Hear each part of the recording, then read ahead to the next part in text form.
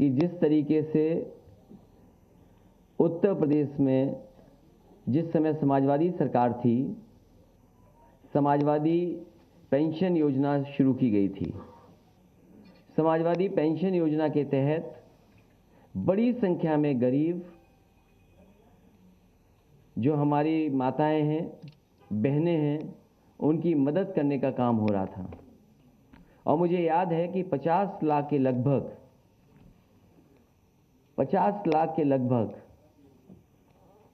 उस समय समाजवादी पेंशन से गरीब परिवारों की मदद हो रही थी। समाजवादी पेंशन योजना को पुनः शुरू किया जाएगा। इसके अंतर्गत वृद्ध जरूरतमंद महिलाएं, बीपीएल परिवार, उनको प्रति वर्ष 18,000 रुपये पेंशन देने का काम समाजवादी सरकार में किया जाएगा। पहले ये योजना जो समाजवादी पेंशन योजना थी, वो साल में 6,000 रुपये मिलते थे और लगातार बुंदेलखंड का कोई गरीब परिवार नहीं मिला रहा होगा जिसको समाजवादी पेंशन से जोड़ा न गया हो। इसी तरह मुझे याद है कभी कभी मैं जब टीवी में देखता था कि कोई खबर ऐसी है जहां पर गरीब परिवार के साथ संकट या परेशानी में है, तो उनको समाजवादी पेंशन से जोड़ करके उन परिवारों की मदद की जाती थी। इसी तरह बनारस में मुझे याद है मुसहर बिरादरी के लोगों की खबर मैंने टीवी पर सुनी थी, और उसको जब मैंने देखा तो जिस जर्नलिस्ट ने वो खबर बनाई थी, उस जर्नलिस्ट से मैंने बात की। उसने कहा कि मैंने तो कम दिखाया है, लेकिन इससे ज़्यादा हालत ख़राब है मुसहर बिरादरी के लोगों की। उसी समय वहाँ के जिलाधिकारी जो मौजूद थे बनारस के, मैंने उन्हें फ़ोन किया और मैंने कहा कि इन परिवारों को समाजवादी लोहिया आवास से जोड़ करके और सभी परिवारों को जो महिलाएं गरीब हैं इनको समाजवादी पेंशन देने का काम हो। उसी समय जिलाधिकारी ने उन परिवारों को समाजवादी पेंशन से जोड़ने का काम किया। इसी तरह कुशीनगर के जिलाधिकारी थे, जब उनको ये सूचना मिली तो उन्होंने कहा कि हमारे बजट थोड़ा कम है, अगर जिले को बजट ज़्यादा मिल जाएगा तो इस तरह के मुसहर जाति के और तमाम ऐसे परिवार हैं उनको भी हम जोड़ने का काम करेंगे। तो उसी समय फैसला लेकर के बजट बढ़ा करके उन परिवारों को भी जोड़ने का काम किया। जिस समय मैं बुंदेलखंड में समाजवादी पैकेट को बांटने गया और मैं एक बहुत पुराना स्थान है जैन धर्म का, देवगढ़, वहाँ गया। वहाँ जब मैंने देखा जंगल के बीच में ट्राइबल लोग, जनजाति लोग परिवार रह रहा था, पूरा गांव था, उन्हें पता कि मैं वहाँ से गुजर रहा हूँ, तो जो कुछ उनके पास था उससे वो स्वागत करने आए थे। जो वो अपनी ढपली बजा रहे थे वो भी फटी थी।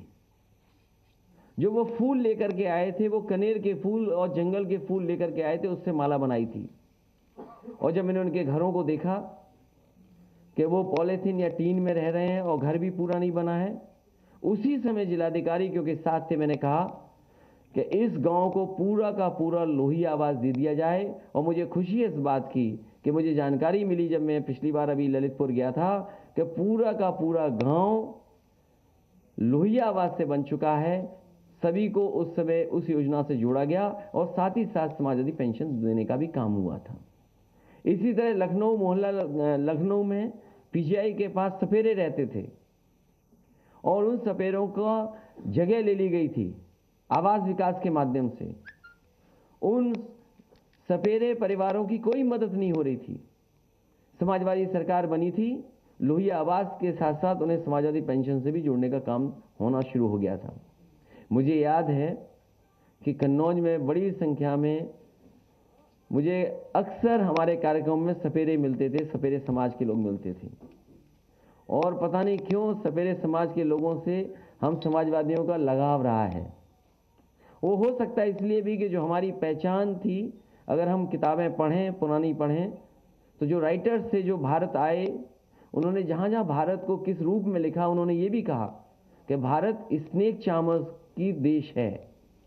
तो उसी समय फैसला लिया था कि एक्सप्रेस वे के किनारे एक स्नेक चार्मर्स विलेज बनाया जाएगा उस समय ज़मीन चिन्हित हो गई थी, ज़मीन नहीं ले पाए थे, लेकिन समाजवादी पेंशन दे दी गई थी उन परिवारों को, लोही आवास भी दिया गया था। लेकिन पुणे जब सरकार बनेगी तो एक्सप्रेसवे के किनारे स्नेक चार्मर्स विलेज बनेगा।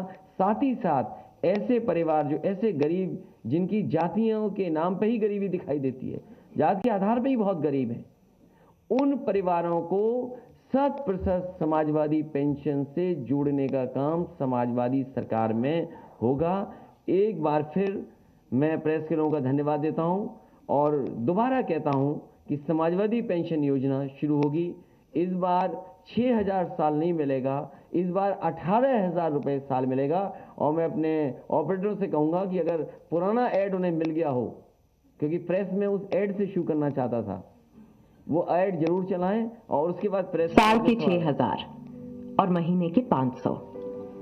ये सिर्फ रुपए नहीं है, किसी मजबूर बेसहारा के घर में इन्हीं से रोटी की खुशबू है आई, और कभी यही बन जाते हैं दवाई। समाजवादी पेंशन योजना में 500 रुपए की मासिक धनराशि के साथ परिवार सदस्यों और खासकर बच्चों और विकलांग सदस्यों को शिक्षा और स्वास्थ्य संबंधी लाभ दिए जाते हैं। समाजवादी पेंशन के पैसे जब पूरे के पूरे इनके हाथों में आते हैं तो इनकी कमजोरी में इनकी ताकत बन जाते हैं। कुछ लोग कहते हैं इतने रुपए में आकर क्या है। तो पेंशन योजना को लेकर के एक बार फिर से अखिलेश यादव का कहना था कि 18,000 रुपये दिए जाएंगे गरीब परिवारों को। 1 साल के भीतर हर परिवार को 300 यूनिट फ्री, यानी कि रोज एक प्रेस कॉन्फ्रेंस में एक चुनावी वायदा करते हैं। अभी मैनिफेस्टो तो नहीं आया है, लेकिन चुनावी घोषणा पत्र नहीं आया, लेकिन उससे पहले किसानों की सिंचाई का बिजली बिल फ्री, ये भी समाजवादी पार्टी का वायदा है। रोज आकर के प्रेस कॉन्फ्रेंस करते हैं और एक बड़ा वायदा गिनाते हैं, एक बड़ा वायदा करते हैं उत्तर प्रदेश की जनता से कि अगर समाजवादी पार्टी की सरकार आती तो गन्ना किसानों का बकाया भुगतान 15 दिन में हो जाएगा। वहीं ये भी ऐलान किया कि शहीद किसानों के परिवारों को 25 लाख रुपए का मुआवजा दिया जाएगा। वहीं किसानों की हर फसल का एमएसपी भी तय किया जाएगा।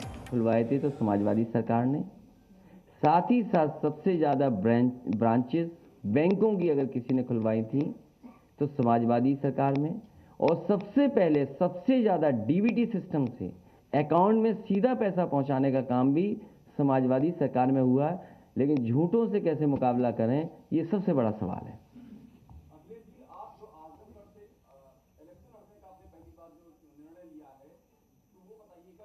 मैं आजमगढ़ की जनता से अनुमति लेकर के ही चुनाव लड़ूंगा, अगर चुनाव लड़ता हूं तो। नहीं, आजमगढ़ की जनता से अनुमति इसलिए लेनी पड़ेगी, वहां के लोगों ने मुझे जिताया है।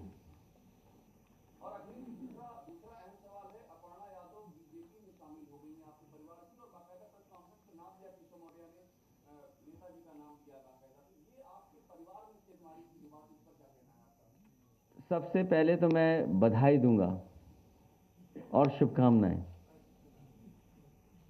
और साथ ही साथ हमें खुशी इस बात की है कि समाजवादी विचारधारा का विस्तार हो रहा है।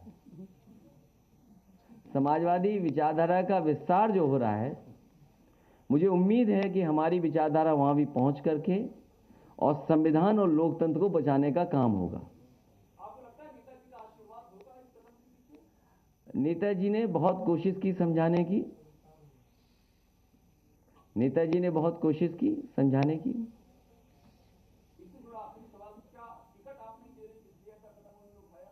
टिकट अभी पूरे नहीं बटे हैं, और टिकट किसको मिलना है किसको नहीं मिलेगा, ये क्षेत्र और जनता पर निर्भर करता है, और हमारी इंटरनल सर्वे रिपोर्ट पे भी निर्भर करता है।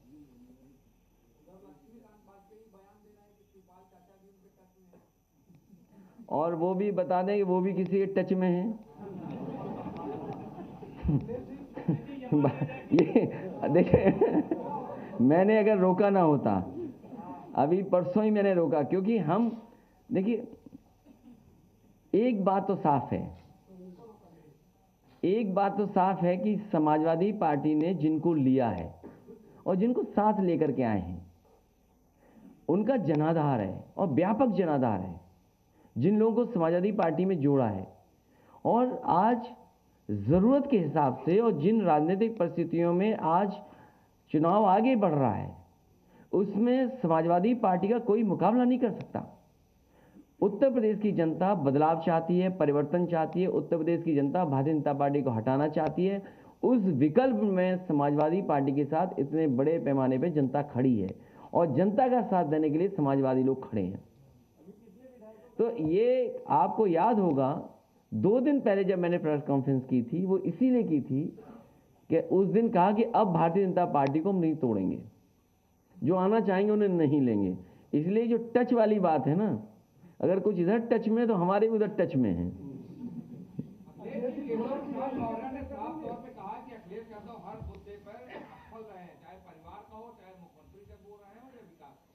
उनका एक प्रिय काम था जानवर की स्वस्थ रखना। एक जमाने में उनका बहुत प्रिय काम था ये। पूरे उत्तर प्रदेश के जानवर आज भूखे हैं, खासकर गाय मां। आप में से पत्रकार साथी किसी गांव चले जाइए आप, गाय मां भूखी हैं, और जो गाय मां को भूखा रखता है उससे पाप पड़ेगा। इस बार भारतीय जनता पार्टी पे गाय मां का पाप पड़ने जा रहा है। अभी टच वाली बात चल रही है कौन किसके टच में है।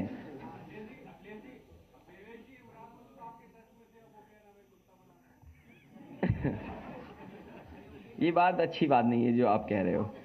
राजनीति में परिस्थितियों के हिसाब से नहीं, वो ठीक है, ठीक बात है जो आप कह रहे हो। मैं समझ गया बात को, मैं बात समझ गया, लेकिन यहां मत कहिए बात। नहीं, यहां मत कहिए।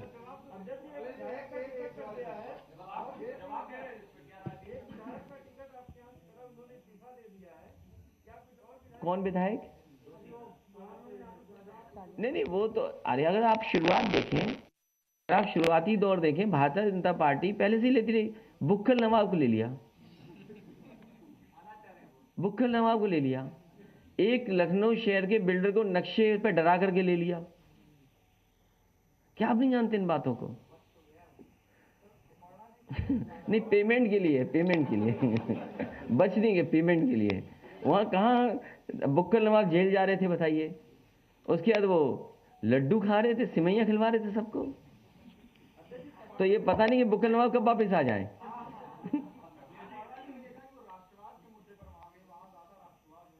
देखिए, मैं समाजवादी पार्टी में, और आपको जानकर के खुशी होगी और आप इस बात को जानते हैं, मैं खुद मिलिट्री स्कूल में पढ़ा हूं, धौलपुर मिलिट्री स्कूल। और कभी कंफ्यूज मत होना मिलिट्री स्कूल और सैनिक स्कूल में। जो मिलिट्री स्कूल हैं वो सेंट्रल गवर्नमेंट से चलते हैं, सैनिक स्कूल हैं वो स्टेट गवर्नमेंट चलाती है, जिससे फंड सेंटर के भी मिलते हैं। मिलिट्री स्कूल में बचपन से लेकर के मैंने 7 साल गुजारे हैं। आज भी पूरे देश की सीमा उठा करके देख लीजिए, कहीं ना कहीं मिलिट्री स्कूल का पढ़ा हुआ ऑफिसर वहां पर लगा खड़ा मिलेगा आपको। हमारे साथ के वो लोग हैं जो सीमा पर आज भी खड़े हैं, और कई ऐसे लोग हैं जिन्होंने हमें कमांड किया। जब स्कूल में थे हम, तो हम लोगों को कमांड करते थे। वो हमारे स्कूल कैप्टन हुआ करते थे। वो प्रेसिडेंट के एडीसी रहे हैं, और 2 बार रहे एडीसी प्रेसिडेंट के नारायणन जी जो थे उनके एडीसी 2 बार रहे वो। और दुर्भाग्य ये है कि जब राष्ट्रपति भवन से वो हटे, वो इतने अच्छे अधिकारी थे कि उन्होंने मुकाबला किया आतंकवादियों को, वो शहीद हुए। जब मैं मिलिट्री स्कूल गया तो उनके याद में वहाँ चीज़ें रखी गई, और आज वहाँ पर उनके याद में प्रतिमा लगी है धौलपुर मिलिट्री स्कूल में। एक और हमारे सीनियर थे, जब मैं स्कूल में गया तो जो उस समय जो कैप्टन थे, स्कूल कैप्टन, वो सॉर्ड ऑफ ऑनर उन्होंने लीड किए आरडीसी की परेड। आज दुनिया बड़ी कंपनी में काम कर रहे हैं। वो हमारे क्षेत्र के थे, कन्नौज के रहने वाले थे, एडीसी टू प्रेसिडेंट रहे। उन्होंने सॉर्ड ऑफ ऑनर मिला उन्होंने आरडीसी की परेड को लीड किया, और एडीसी रहे राष्ट्रपति के। आज अमेरिका के बहुत बड़ी कंपनी में काम कर रहे हैं, और कन्नौज के थे। मैं तमाम एग्जाम्पल बता सकता हूं। समाजवादियों को और मुझे सर्टिफिकेट नहीं देना है भारतीय जनता पार्टी को। भारतीय जनता पार्टी की टॉप लीडरशिप बताए, उनके साथ का पढ़ा हुआ एक ऑफिसर हो आर्मी में तो बता दें हमें। भारतीय जनता पार्टी की टॉप लीडरशिप में, फिर मैं दोहराता हूं, एक भी उनका क्लासमेट अगर आर्मी में रहा हो तो बता दे हमें, ऑफिसर रहा हो तो बता दो। अब मैं आप पे छोड़ता हूं कि आप तय करो कि राष्ट्रवाद का रूप क्या हो। जिस सरकार ने एक्सप्रेसवे बनाया हो, एक्सप्रेसवे बना करके एयरफोर्स के साथ टाई अप किया हो, और उस टाई अप के तहत आपके मिराज, सुकोई हवाई जहाज उतरे हों एक्सप्रेसवे पे। बताओ, उत्तर प्रदेश के आप पत्रकार हो, सबसे पहले डिजाइंड अगर हाईवे किसी ने किया जिसमें मिराज और सुकोई उतरे हों और हरकुलस उतरे हों, तो वो समाजवादी सरकार के थे। और समाजवादी सरकार ने अगर Samajwadi Purvanchal expressway cylinder design किया होता तो प्रधानमंत्री भी हवाई जहाज से उतर नहीं सकते थे उस एक्सप्रेसवे पर। समाजवादियों की देन है कि कम से कम उनका विजन ये था, क्लियर विजन था कि जो एक्सप्रेसवे बनेगा उसमें ऐसा रनवे हो जिसमें फाइटर उतर सकें, एयरफोर्स को जरूरत पड़े तो उतर सकें। और उसका परिणाम यह हुआ कि देश के प्रधानमंत्री जब उतरे वो समाजवादियों की डिजाइंड एक्सप्रेसवे था, क्योंकि वो हमारे बाबा योगी का डिजाइन नहीं था। इसलिए प्रधानमंत्री को पता था कि जो उनके साथ है उसने डिजाइन नहीं की है, ये काम चोरी वाले मुख्यमंत्री हैं, इसीलिए उन्हें सजा देने के लिए पैदल पैदल चलाया था।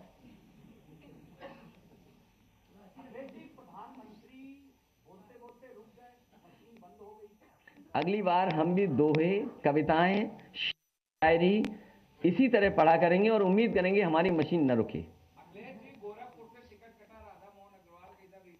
मैं आपसे कह रहा हूं, अगर आपके टच में हो तो चुपचाप आप मुझसे मिल लेना। मैं आजमगढ़ की जनता से कहूंगा और पार्टी जहां फैसला लेगी वहां लड़ूंगा। और चुनाव पहले होना चाहिए, योगी जी से पहले लड़ लें चुनाव।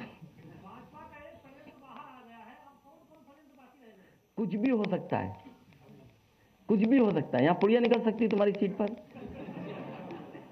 हालांकि ये समाजवादी पार्टी का कार्यालय है, यहां नहीं निकलेगी।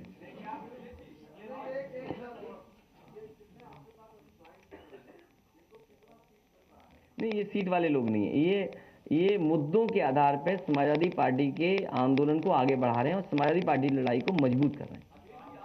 क्योंकि वो किसान आंदोलन में रहे लगातार, किसान आंदोलन में रहे लगातार। अच्छा ठीक, बुलवा देते हैं, आप बोले दे दीजिए, एक बार उन्हें बोल लें दो ना, तब तो और बंद बना लो।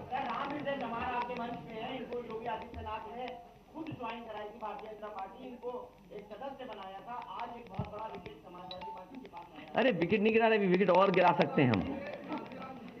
नहीं, बैठिए बैठे, आप अगर भानु प्रताप जी बोलना चाहें तो बोल सकते हैं।